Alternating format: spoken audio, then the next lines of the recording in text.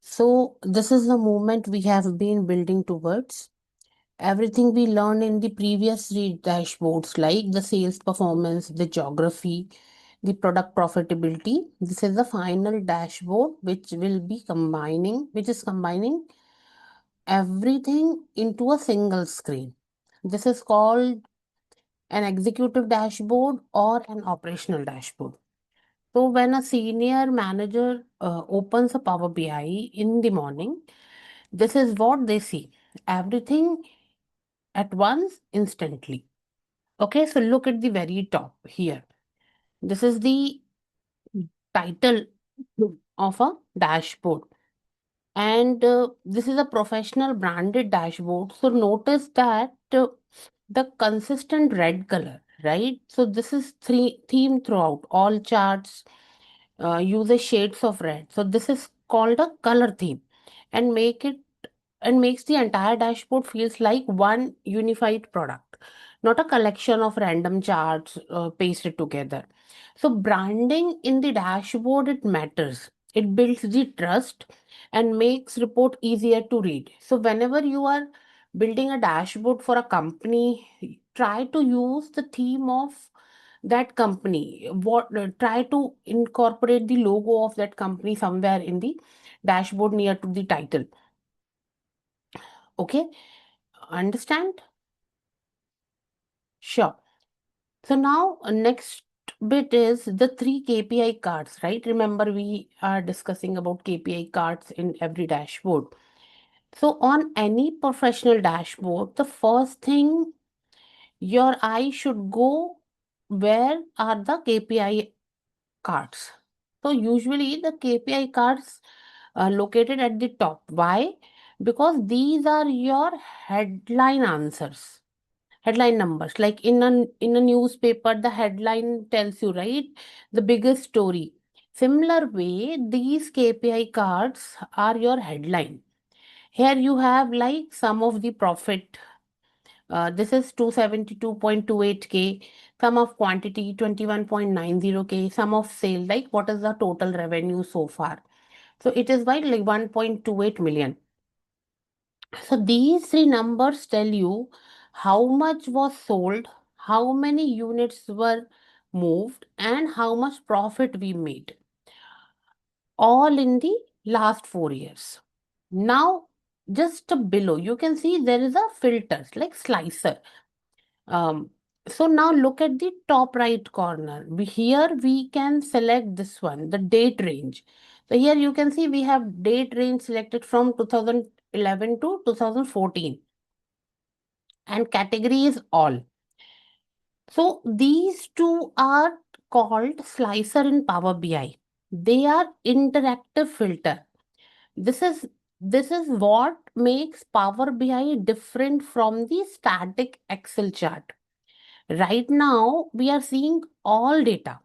But if I will change it from date only to 2014, right?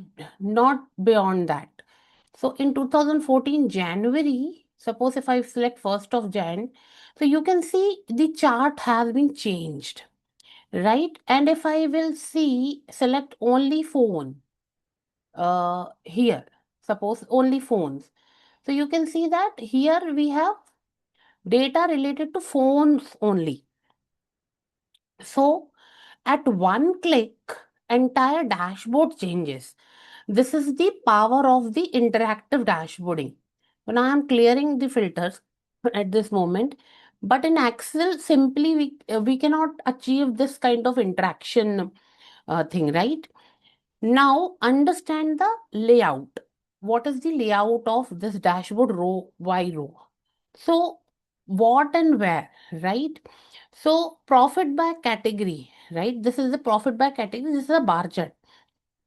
It answer what is making money. Profit by city. This one is something like where is the money coming from,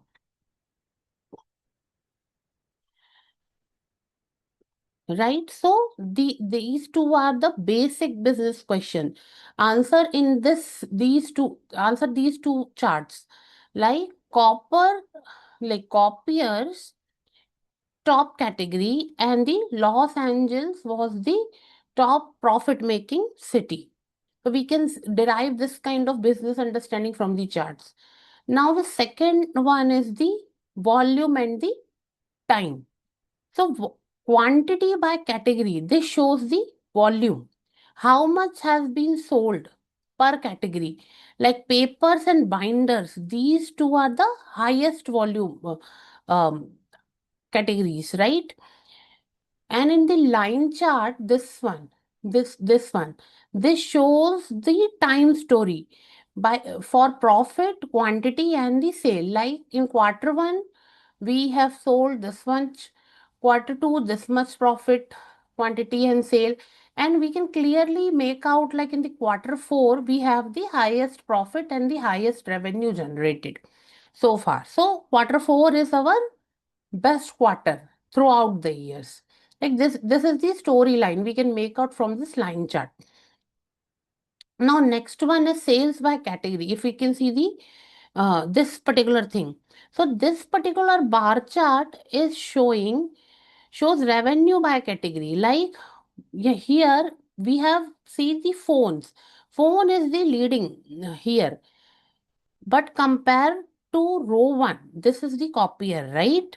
So copier lead on profit, but not on sale. But phone leads on sales, but have moderate profit. Here you can see it.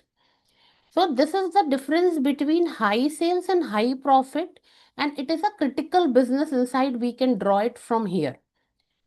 Right now, you can see these are the three pie charts. Top 5 state by profit. California is dominant over here. You can see 66.4%. So, and the bottom 5 state, we can see that we have the Montana, Oregon, Idaho, they are struggling. So, we need to just see what is this business strategy we need to make. Either we need to stop selling over here, or we need to change, we need to find out what is the reason. Like our sales is our profit is not coming properly from these states, right? And here you can see that there are four different quarters mentioned: profit by quarter 1, 2, 3, 4, and we can clearly make it out like our quarter 4 is the highest making profit quarter. Okay, so are these different pie charts are cutting the same data, like geography, underperformers, and the seasonality in one row. Now, people are asking many times to me, like, Deepti, how to read any dashboard like a professional. So let me give you a professional method. So when you open any dashboard, don't just randomly look at the charts. Follow these 4 steps approach every time. Very first, read the KPIs like we did it, right? Read the KPIs so it will get the big numbers in your head. What is happening? Is it, and then second, find the best performer in the each category. Like we have these categories, right? Bar charts. These are the categorical charts. So you just think of what is the best performer in each category. Like for profit, we have a copier, quantity, we have a paper, sales, we have a phone. Here we have a city, Los Angeles. So understand and remember what is the best performer. And the third one, remember what is the worst performer, right? And fourth one, identify the pattern or trend. Like these are the trend charts. So what is the pattern over here? Try to observe that. So if you follow these 4 steps, but step by step, any dashboard in the world, whether it's sales, HR, finance, operation, will tell you the complete story within 2 minutes. So this is the best way to read any dashboard. So remember, a dashboard is not about making things look pretty. It's about answering the business question. Every chart on this dashboard exists to answer one specific question, like profit by category. If we can see this particular chart, what is making money? We have clear answer, copier. Now, profit by city, where is the money? Right? The answer is Los Angeles. Trend line, are we growing? Pie charts, who is the best performer, who is the worst performer, right? So before you build any dashboard, first write it down. What is the business question I am trying to answer? If you cannot answer that, don't ever build a visual. That's a single habit, and this is the most important habit. Asking the business question first this is what separates a good analyst from the great one. Okay, so data is everywhere. Trying to get insights with business context is rare. So is your job is to create insight as a data analytics. Okay, so this is a brief about e-commerce sales dashboard which we are trying to address from the complete series. And I hope you find this complete sales dashboard series useful, and hope to see you soon for the next similar kind of or maybe more interesting series. Thank you.